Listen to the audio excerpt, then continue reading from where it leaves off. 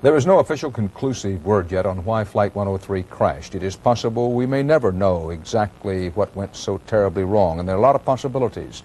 Structural problems with the aircraft, weather, but many experts on air disasters are beginning to work toward the conclusion that a bomb may indeed have been to blame. And CBS News correspondent Richard Schlesinger is here now to tell us why. Richard? Well, Dan, as you've said, it's still too early to know for sure what caused the crash, but today aviation experts are looking at what we do know happened yesterday, and some of them are starting to say it all looks frighteningly familiar. The International Air Transport Association says there are chilling similarities between yesterday's crash and the 1985 crash of an Air India 747. Investigators blamed that crash off the Irish coast on a bomb. In both cases, there was no indication of trouble before the planes went down. Both planes dropped off radar screens while at their cruising altitudes, considered the safest part of any flight.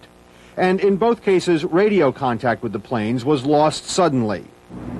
The Air Transport Association compared the Pan Am and Air India crashes to a third disaster, the 1985 crash of a Japan Airlines 747, which investigators blamed on a cracked pressure bulkhead. The pilot of that plane was able to continue flying it for 20 minutes as he searched in vain for an emergency landing strip. Since the pilot of Pan Am 103 was unable to control his plane, one Air Transport Association official said what happened on board that aircraft had to be something quite spectacular. Once the team of investigators can examine the wreckage of Flight 103, it should be able to determine if a bomb brought the plane down. There would be holes in it from flying debris from material in the neighborhood of the bomb. Some aviation experts say the plane could have come apart because of a structural failure, but as in the Japan Airlines accident, that probably would have given the pilot time to try something or tell somebody. It may be pretty dramatic on the inside in terms of the loss of pressure, but it's generally not a fatal thing. And the 747 has shown itself to be a pretty rugged airplane that can withstand a lot of punishment. That may argue in favor of the bomb theory, but airplanes are complex machines, and Dan, a lot of things could have gone wrong in the final moments of Flight 103. They could have. Thanks, Richard. The village where Flight 103 crashed was still in shock today. The people who lived there surrounded, literally consumed by death and destruction. Doug Tennell reports on the physical and emotional wounds in Lockerbie, Scotland, a town that will never be the same. When the 300 tons of jumbo jet that was Pan Am 103 hurtled into this Scottish border town, it smashed the homes of people here and the spirit of an entire community.